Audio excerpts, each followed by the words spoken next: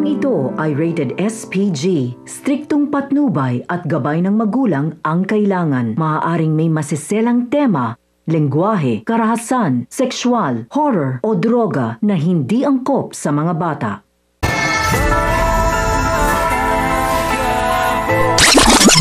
Mapapalitan ng tensyon at kaguluhan ang pinakamahalagang gabi sa buhay ni Mokang.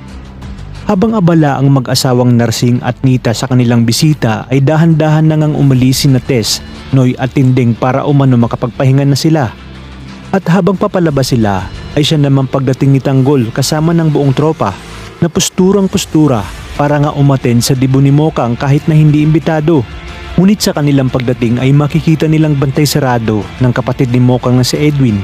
Kaya naman sinabi ni Tanggol, nahahanap sila ng tiyempo kung kaya't pag tumalikod ito ay saka sila sasalisi. Ngunit iginiit naman ni Oweng na sa oras na makita sila ni Mokang ay siguradong palalayasin sila nito. Maya-maya pa ay nagsimula na nga ang kutilyo ni Mokang kung saan makikita ni Tanggol ang tukmol na si JP na minamanyak at patuloy ang paghihipo nito sa prinsesa ng Quiapo na si Mokang. Ayon pa kay Tanggol, malakas ang kanyang kutob na may gagawing kalokohan si JP kay Mokang kaya kinakailangan bigyan ito ng leksyon. Sa kabilang banda, habang nagiinuman sina Rigor at Mando, ay makakarating naman sa kanila ang balitang kaguluhan na nangyayari sa dibo ni Mokang. Sasabihin ng isang tsismosa na naroroon si Tanggol at ang mga kaibigan nito kung kaya't sinabi ni Rigor na paniguradong ang demonyong si Tanggol na naman ang nagsimula ng gulo.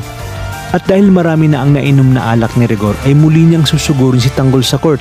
Pipigilan naman siya ni Mando at makakasalubong niya ang papauwi na sina Noy, Tess at Tinding. Kaya naman todo awat ang mga ito upang wag nang ituloy ni Rigor ang pagsugod.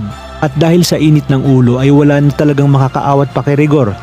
Dahil sa dala nga nitong mahaba, ayon pa kay Rigor, nasisiguraduhin niyang kulungan ang bagsak ni Tanggol sa oras na hindi niya itong mapuruhan.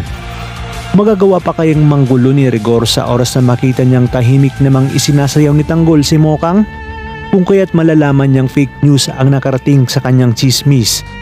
Kaya naman mga kapamilya, kaapit lang dahil marami pa tayong dapat abangan. Dito lang sa bagong paborito ng sambayanan, ang FPJ's Batang Quiapo.